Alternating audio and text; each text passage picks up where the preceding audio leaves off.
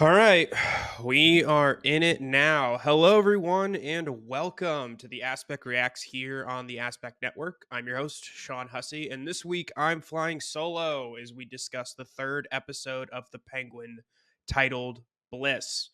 Let's cut past the introductions and let's just jump into the episode by kind of discussing some overall thoughts. And I just have to say, I cannot believe how strong this show continues to be, from the writing to the performances to the cinematography to the direction to the production design to the effects makeup to the stunt choreography, everything in between. This show is firing on all cylinders. And I have to say, I am just continuing to find myself enamored with what Matt Reeves has built with this universe, but more importantly, what Lauren LaFranc has built as the showrunner of this series. I'm just always captivated how this show keeps getting better week after week. I don't know how it's happening. I don't know what they're doing. I don't know what it is other than just executing again on all cylinders, but I'm just continued to be reminded what incredible television we're watching here on HBO. And there's a reason why this show got moved from originally being just a Max streaming release to a primetime HBO show, and it's showing. Executives at HBO clearly must have seen this. Obviously, James Gunn over at DC Studios is advocating for it. Being able to see this show elevate and be on a platform every Sunday night with the likes of House of the Dragon, True Detective, Succession, like other incredible HBO flagship shows. To see something like The Penguin of all things getting that recognition is incredible, and rightfully so, right? Like, we're talking about a show that really is just, again, executing on all bases, and really just continues to wow week over week. Enough kind of praise about it. Let's just get into some of the specifics on the overall thoughts. But this episode, titled Bliss, is named after the drug that Alberto Falcone is sort of introing at the top of the show to Oz. It's sort of been this focal point of the season so far. We are, if it's 8 episodes, we're just over a third of the way through the show now. And so we've really spent this first third of the arc building up to this drug scene and to this new drug that Alberto was teasing called Bliss. And we learned so much more about that. But more than anything, like Alex and I had spoken about last week, this was a very Victor centric episode, and it showed. And it really, like they said in the behind the scenes, I believe it was Lauren LaFranc said that Victor is really the heart of this show. And that really shines through this episode. Um, just incredible performances from Renzi, and from Renzi Felice, and just overall high execution of storytelling. We're looking at a character who was clearly ravaged by the events in the Batman with the Riddler's flood and his chaos on Gotham, and I'll dive into a little bit later. But just continuing to see the effects of that continue to exist in this world and continue to find a way into this storytelling. Alex likes to talk about it a lot, and I think it's something that I often forget when I'm watching, but that, we are talking about weeks post the Riddler event and the events of the Batman, and not months, not years. We're talking weeks here and days. And so all of it is so present still in this world. And even though we're moving so quickly and there's so many things going on, we're still finding ourselves just like feeling the effects of all of that, as we keep going through this show, and we're going to continue to. And frankly, it seems like we're going to continue to feel those effects as we push into the Batman 2 as well, which we'll talk a little bit about later. On top of that, we're dealing a lot with Oz and Sophia's relationship, although, as we predicted last week correctly, next week it looks like we're going to get a very Sophia Falcone heavy episode. We started to unravel a little bit about her and Oz's relationship this episode, but just find that we're going to continue on that journey next week with them to see some flashbacks. And again, there's a lot we could talk about that a little bit later. So many threads were picked up on in this episode, whether it's the Johnny Vitti affair with Luca Falcone's wife. We got some resolution to that and some payoff there, some introductions to some really interesting characters and storylines, both as it relates to the Penguin, but also as it relates to the larger Batman universe, particularly the introductions of the Triads and Lynx Eye and the Dai Lao and all these incredible figureheads that if Alex were here would probably tell me is a part of the Batman lore.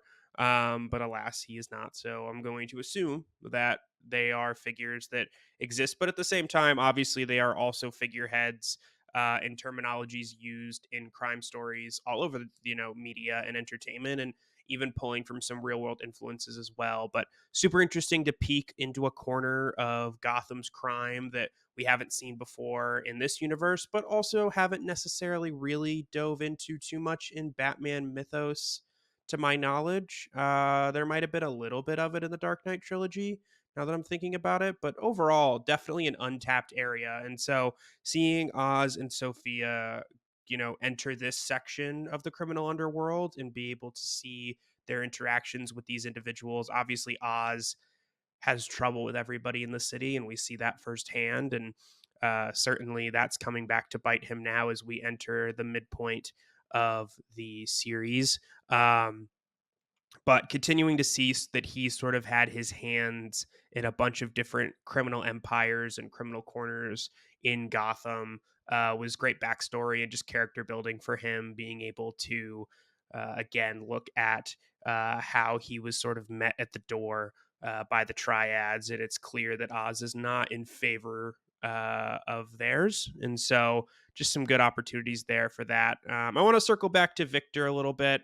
Um, Again, I'll get into specifics in the next segment, but thinking again, seeing his family dynamic, obviously his relationship with Graciella, his girlfriend, and sort of what happens to them there, but also seeing what he experiences on a real personal level here, recognizing that clearly he's suffering from some PTSD and anxiety as a result of what happened to him. Obviously, what he went through and what the city of Gotham went through was incredibly traumatic in the Batman, and to see that continue to be explored is really strong. I think I mentioned that a little bit earlier, but I think we've talked about it. Certainly, Alex and I have, and in some of our groups, and it's certainly part of the online discourse that some of what we're seeing right now of the revelation and the results of this flood event can be compared to how the Marvel Cinematic Universe had sort of handled the blip, as they call it, or Thanos' snap.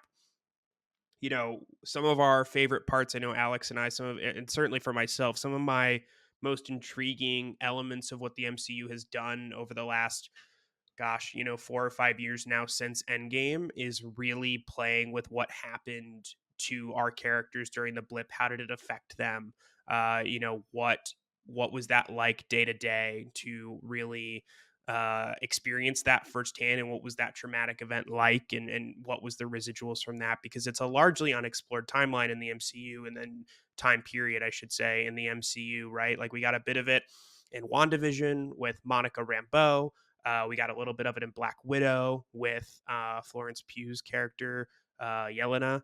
And we've seen it pop up here or there in a few other places. I think that I don't know if they've scrapped it at this point, but I believe there was some discussion of that being a focal point of the Daredevil TV series as well. And so it's something that the MCU is still playing with a little bit, but the impact of it really, I don't think has been as felt as we would have liked it to have been, considering sort of the trauma of the event and just recognizing that there is so much going on in the universe when you kill half the population. And we see where they pick up at Endgame with it. And there's certainly some elements of that that feel, very real and are very difficult. But all this to just say I'm really impressed with how the Penguin has handled the flooding of Gotham and how Matt Reeves and Lauren LeBlanc seem to be shaping this universe as sort of a result of this event. And it makes me wonder if we'll find in time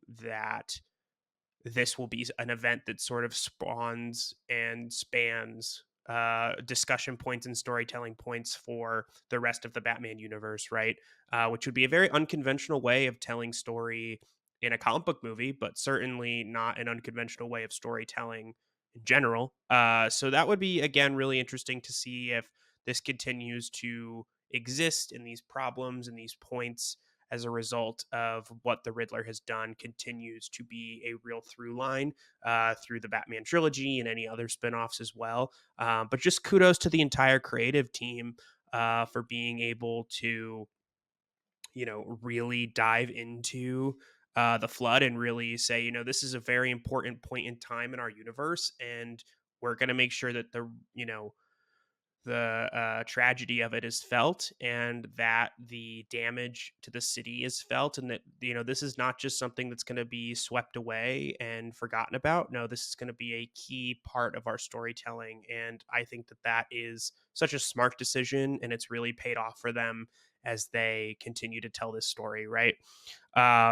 The other key area that I want to circle back to a little bit, of course, is just again Sophia and Oz's relationship, being able to see their dynamic and just understanding that Kristen Milioti is so good in this role as Sophia Falcone, and obviously Colin Farrell should have all the flowers for his role as Oz. They both had some really stellar performances, and I think Kristen Milioti's time to shine is really going to come next episode, as we've seen in the teaser. But Colin Farrell, whether it's the moment that he got with Vidi on the bed, or the bathroom scene with Victor, really got the opportunity to shine in his performances tonight, and certainly continues to show why he is at the top of class of actors working today. And I hope that uh come this time next year, he's certainly in some Emmy contention for this role. Hopefully the entire cast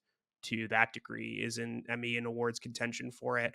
I hope that the Television Academy is not sleeping on this show, because it's been so long by the time the next Emmys come along. Um, as I said at the top, we are in it now, and we will talk about that ending and what is going on there. The show has definitely picked up in the action space, and really has taken some turns that I certainly was not expecting, and was really pleasantly surprised to find this episode. And I think that that is awesome. I love when these shows can subvert our expectations and continue to give us the opportunity to follow along without really knowing what's next outside of some of the teasers and things that they give us. But I think at this point, it's probably best to head to a break. And when we get back, we'll discuss some of our favorite moments from the episode. So we'll be right back. Hey, Aspect listener, I'm Kate. And I'm Alex, enjoying this show here on the Aspect Network. Then check out Bending the Narrative. We're your one-stop shop for all things Avatar: The Last Airbender. Each week, we break down an episode from the series and discuss our favorite moments, with a particular focus on the characters and narrative threads that tie the series together. In addition to discussing the original series, we're also tackling things from The Legend of Korra to the novels and the comics as well. Now join us as we travel into the world of Team Avatar and discuss one of the greatest animated series of all time on Bending the Narrative here on the Aspect Network. Now, back to the show. All right, welcome back to the show. Before the break, we discussed our overall thoughts on episode 3 of The Penguin, titled Bliss. Now I wanted to dive into some of my favorite moments from tonight's show, starting with that opening. Really just, again, looking at, where it started with exploring Victor's background and backstory. A tragic one, which I think we all could have predicted. It's been teased at this point that Crown Point and his family have clearly, he went through some sort of tragedy as related to the floods of Gotham. But again, when you think about how much has happened to him in such a short span of time, it's really just so tragic. I mean, we're talking about, I don't know, within a week or two of the flood. And so he's lost his entire family. Now he's lost his girlfriend.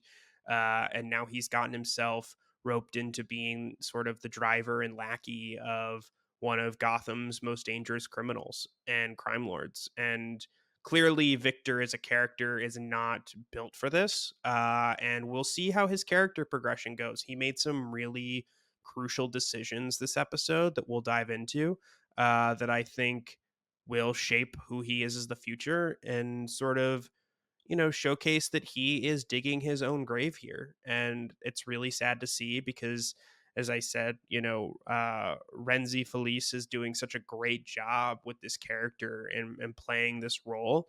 And yet, I just feel terrible for Vic at the same time as I'm yelling at my TV, telling him to run away with Graciela and don't look back. And Oz is giving him this out. And I think that's what makes tragic characters so great, right? Is that we're feeling for them and we have such sympathy for them. And yet they continue to go down the wrong path. And we don't want to see that for them. And yet at the same time, we're kind of rooting for them because we do want to see them succeed, even if it is through sort of a seedy or unconventional or, immoral way. And so, again, kudos to the cast for this and kudos to the writing.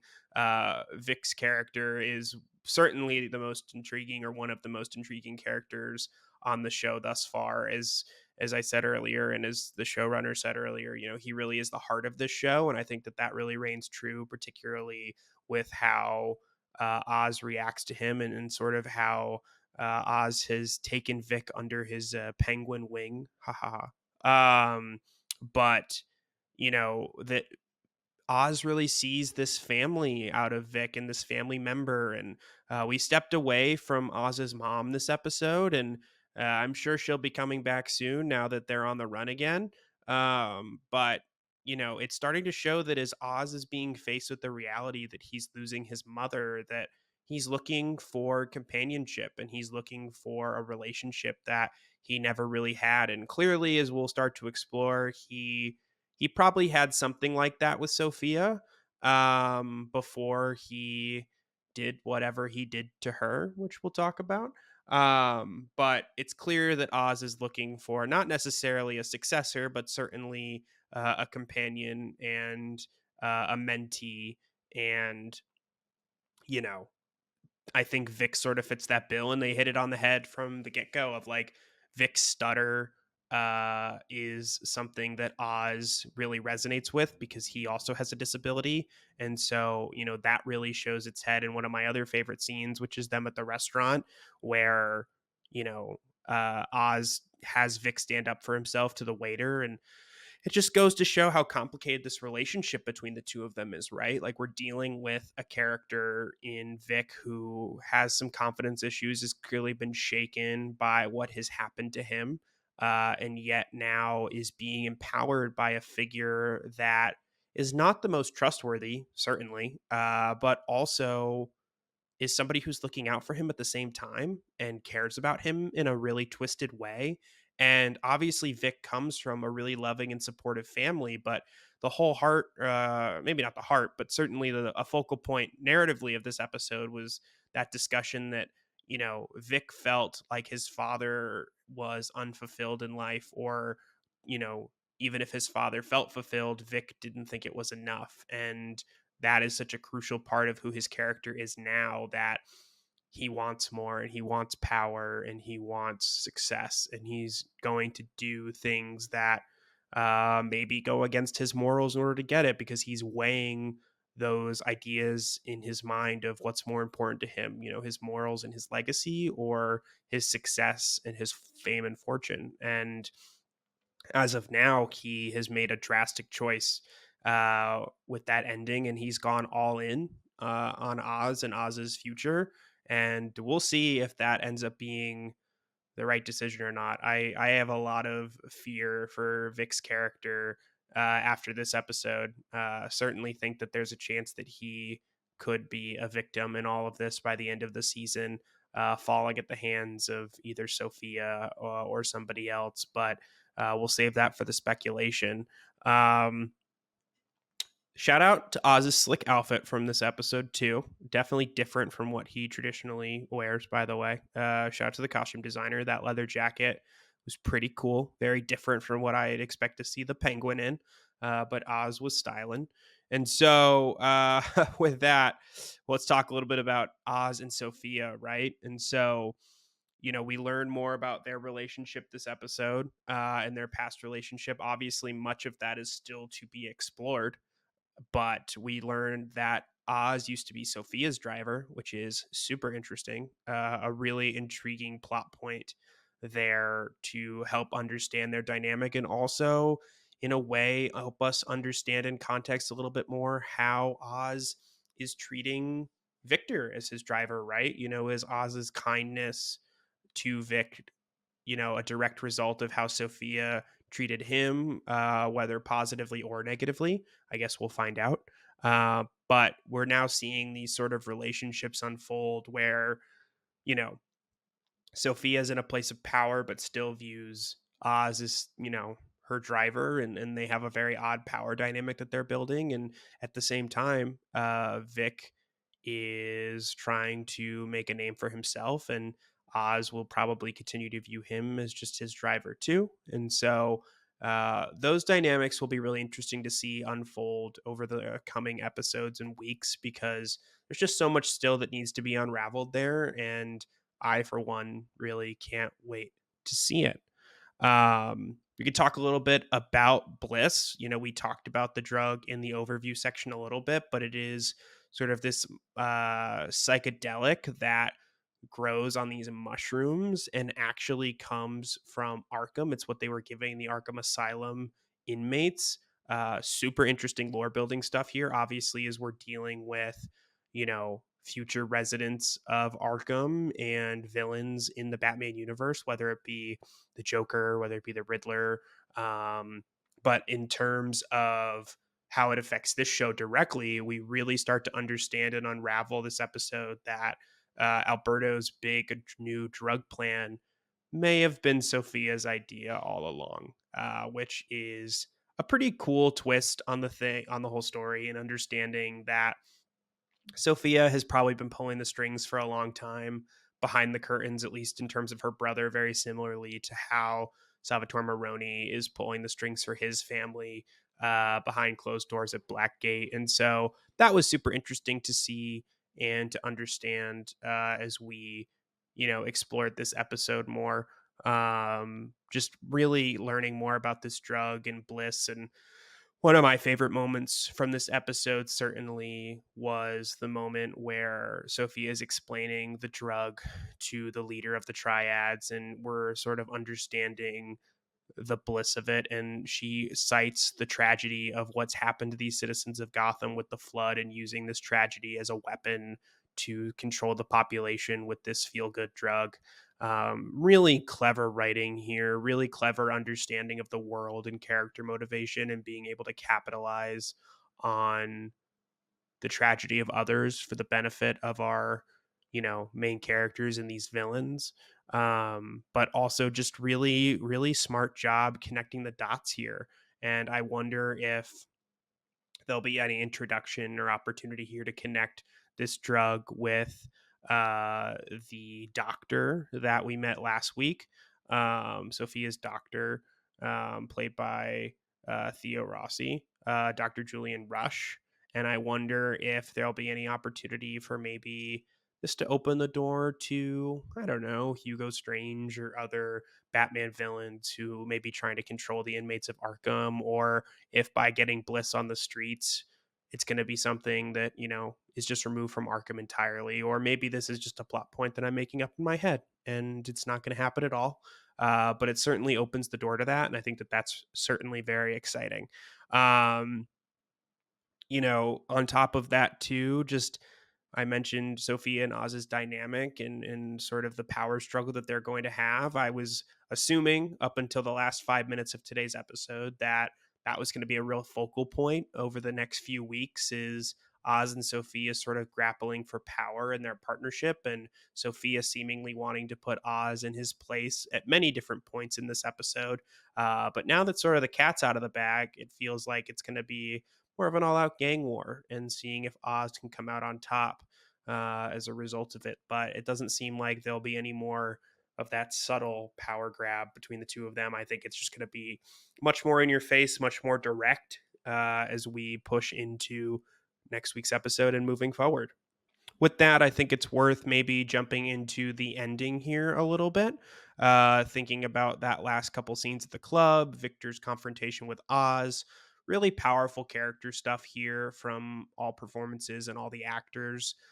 Just recognizing that, Colin Farrell and Renzi Felice are going crazy with their performances, but also these really strong confrontations between these characters, right? Vic is clearly conflicted, trying to get a better life for himself. And he's not sure at his vulnerable age and life experiences if a better life is going off with his girlfriend, Graciela, or if it's staying there and becoming part of, Oz's mafia. And I think that that is really interesting and really a difficult choice for him. And obviously, we see the choice that he makes. But again, it reaffirms some of the things that we've already seen that, Oz really seems to have taken an affinity to Vic and a care for him and was clearly disappointed by his departure. Um, and, seeing that Oz is looking for something more than just that power. I think he's looking for kinship and I think he's looking for legacy. And maybe not necessarily a successor, but again, he wants to share this power with somebody. He wants to be recognized, and he's such a vulnerable character and so cleverly written. As we see the power struggle that he has both externally as the Penguin, but also internally as Oz, and his desire to be liked, and his desire to be appreciated, and his desire to be respected. That obviously came up again with VD when they caught him and Luca Falcone's wife in bed. Clearly VD expresses and hits a nerve that, nobody really ever respected Oz. And that's all he really wants. And I think he certainly is going to get that one way or another by the end of this show. And then, of course, you know, we see Victor go off. He takes Oz's purple Maserati. He gets to the bus station and sees Graciela go, but cannot make that choice to stay with her and to follow her, which is really a shame. And we know that we would have all loved for him to gone and done that. We know that that was the right decision for him. We know that he's made the wrong choice, and now he's digging his own grave. And we're going to have to see the repercussions of that, and he's going to have to experience them over the coming weeks. And it's going to be a real tragedy, and it is a real shame. But we'll jump to, of course, Oz and Sophia having their conversation outside of the club. And we, of course, learn a little bit about how Oz seemingly betrayed Sophia and turned her in as the hangman to Carmine Falcone. And we'll see a little bit more next week and unravel it. I couldn't quite understand if the takeaway was that she wasn't the hangman at all, or if she was just saying that she doesn't identify as the hangman and that's not who she is as a person. Um, we'll see which way that goes. I think it's equally as interesting if she did do it or if she just happens to have mental illnesses and Oz pinned these crimes on her.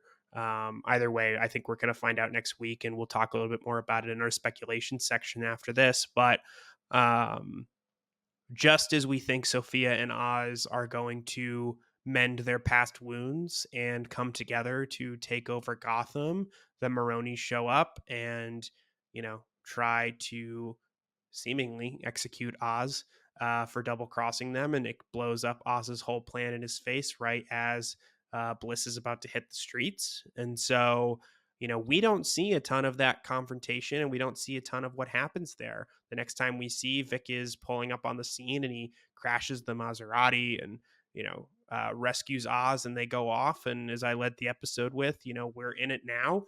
And we're going to find out some more information about that next week. And it seems like we're going to understand what exactly Oz exposed when he was under the gun there.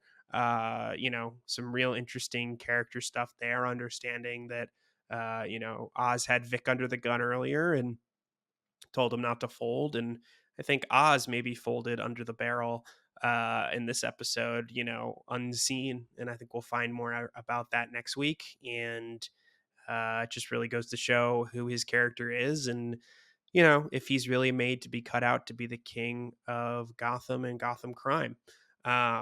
But with that, I think we're going to jump to a quick break. And then when we come back, we'll discuss some of the speculation for the rest of season 1. So we'll be right back.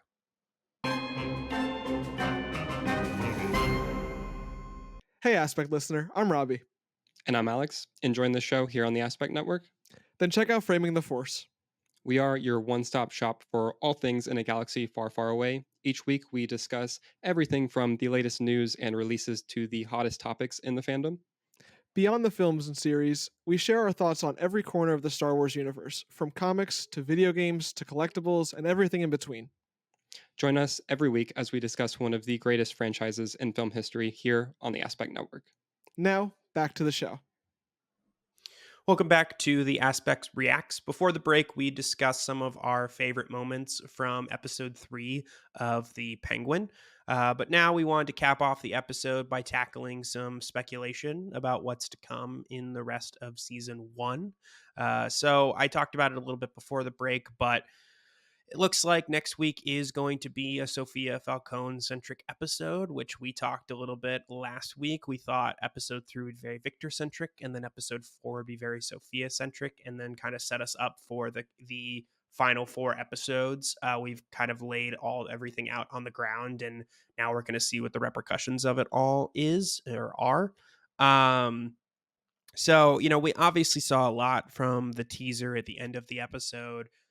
Again, super Sophia Falcone centric. I think we're going to learn a lot about her and Oz's relationship, her time as the hangman, if that is who she was, or at the very least, seeing Oz pin the crimes of the hangman on her, her time in Arkham. So expect to see more Julian Rush from last episode. And we see Mark Strong as Carmine Falcone in the flashbacks as well. So there's a lot to see there and to understand about what's coming next. And I don't have too much to speculate on it. I think we're going to see a lot of her encounters with Bliss for the first time, or whatever Arkham calls that drug, and see what her experiences are like. I wonder if there's a connection between the red crystals and the red lights that Dr. Rush was using in Sophia's therapy session. I think that there's a lot of opportunity for connection there. And I wonder if there is a bit of a mind control element that Sophia is playing with that we don't quite know about yet, or perhaps even Dr. Julian Rush is behind this entire thing. So we thought it was Alberto, and then we learned it was Sophia, and then maybe we learned that it was Julian Rush the whole time. Or another Batman villain, or somebody else who may be even pulling the strings on an even larger level. And the Penguin is going to have to come in and quote unquote save the day. We're also going to see, it seems, what happened with the Maroni confrontation at the end of the episode, kind of what we saw off screen. And now, obviously, Oz and Victor are on the run, which is super unexpected. I was not expecting that at all. I didn't think everything was going to blow up in Oz's face at this point. I thought maybe we would find that a little bit later this season, but to see them now have to be on their toes and surviving on their own is going to be very interesting. I'm wondering how the show's going to play out from this point on, and I love that I don't really know. And just like we didn't see Oz's mother this episode, I wonder if there's going to be an opportunity where next week we are spending the majority of the episode with Sophia, and maybe we get very little Oz and Vic at all, and we pick up with them in episode 5, perhaps. I don't know. We'll see what happens there. Obviously, we'll see Oz via flashback, but if you told me that all of episode 4 was past and present Sophia, with obviously a mix of the flashbacks to the Maroni interrogation from the end of this episode, I wouldn't be surprised. And then we come back after all the sort of secrets have been spilled with Oz and Vic in episode 5. Can't say I'd be shocked. And then for the rest of the show, moving past episode 4 and episode 5, perhaps into the back half of the season, I think for me, continuing to see if Oz becomes the Penguin and becomes the King of Gotham. I'm still a little unsure about it. I know Alex has really been putting his feet in the ground that this is going to happen and that's what's going to happen. I don't know. They just keep giving Oz too many blunders to really allow me to feel confident in his ability to do it. I certainly believe in him as a character, and I think so much of what we have been seeing from him and his character motivations in the show are that he is to overcome all of the naysayers, including, I guess, myself at this point, and to see him become this king of Gotham that he's supposed to be and is in the legends. So we'll see what happens. But certainly now it looks like we're pitting, excuse me, Sophia versus Oz, and the Maronis are going to be involved. And now I wonder if Luca Falcone's going to be involved. And I wonder how much we're going to see Vidi and continue to see that thread really explored. There's so many opportunities and options there for this all out gang war to continue. And we'll see if, perhaps Oz just comes out on top because everybody is sort of chewing themselves down at the bottom, and he sort of rises from the ashes of the rest of it. Um, is there anything else? In terms of larger Batman things, obviously continuing to see the results of the flood, I think is going to continue to be a thing that we'll continue to explore as the show goes on and as the franchise goes on. We've talked about that pretty much at length. I do wonder if Bliss is going to make its way in any significant way into the films moving forward. Seems like a really interesting concept. Would be very interested to see if that finds its way, as I said, into the Batman 2 or any other Matt Reeves related Batman stories. And then, yeah, I think we're just going to continue to find this show gets better week over week. Again, I said last week I thought episode 2 was better than episode 1, and now I think episode 3 was better than the first 2. And so really just kudos to the entire team. Very excited to sit down every Sunday night and watch this show.